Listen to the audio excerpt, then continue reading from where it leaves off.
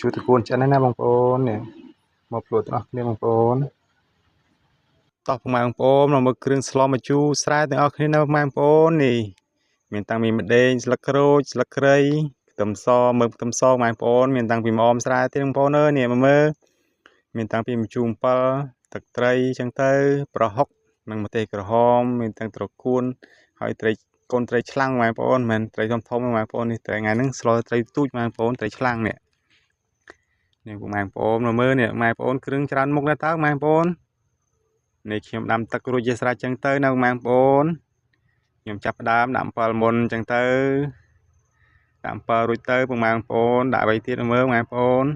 បន្ទាប់មកទៀតយើងបង់ប្រហុកណាបងប្អូនបង់ប្រហុកហើយឲ្យវាផុកសាច់បងប្អូនខ្ញុំបង់ផុកសាច់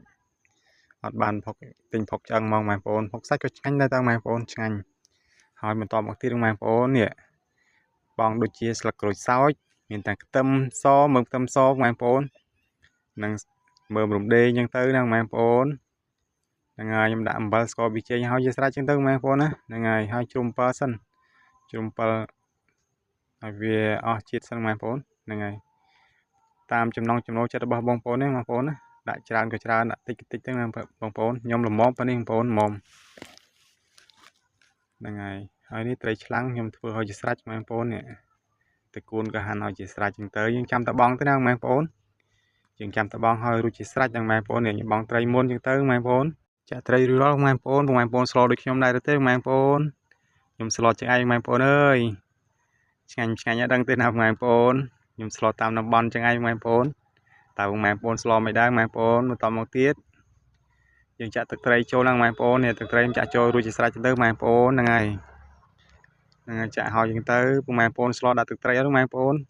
ខ្ញុំស្លដាក់ទឹកត្រីចឹងឯងបងប្អូនហើយមានរសជាតិឆ្ងាញ់ហ្នឹងបងប្អូនបន្តមកទៀតយើងបង់តកួនចូលហើយណាបងប្អូននេះតកួនខ្ញុំហាន់ឲ្យស្រេចតកួនហើយខ្ញុំលាងមកស្អាតហើយបងប្អូននៅតកួនខ្ញុំលាងមកស្អាតចឹងទៅណាបងប្អូននេះហើយត្រួយអំពិលខ្ញុំដាក់មុនបាត់ហើយបងប្អូនបានថតឲ្យបងប្អូនមើលបងប្អូនណានេះហើយកំពុះចឹងទៅចាប់ផ្ដើមបង់ម្អមចូលបងប្អូនមើលតំដងដែរទេបងប្អូនឈ្ងុយហើយឈ្ងុយមែនតើបងប្អូននេះឈ្ងុយទាំងម្អមស្រែបងប្អូនឈ្ងុយមែនតើបងប្អូនតែប៉ុណ្នេះដឹងតែឆ្ងាញ់ហ្នឹងបងប្អូនហ្នឹងហើយឆ្ងាញ់ហ្មងចាំធ្វើហូបតាមខ្ញុំទាំងអស់គ្នាណាពុកម៉ែបងប្អូននេះបើមានកន្លែងណាខុសឆ្គងមិនខុសអីឬខ្វះខាតអ្វីមួយសុំខន្តីអភ័យទោសណាពុកម៉ែបងប្អូននេះចុងក្រោយគេដាក់ត្រួយអំពិលបន្តិចទៅបងប្អូនខ្ញុំបាទសូមអរគុណច្រើនដល់ពុកម៉ែបងប្អូនដែលតាមដានទស្សនាវីដេអូរបស់ខ្ញុំតាំងពីដើមមករហូតមកដល់ចប់សូមអរគុណច្រើនសូមជម្រាបលាណាពុកម៉ែបងប្អូន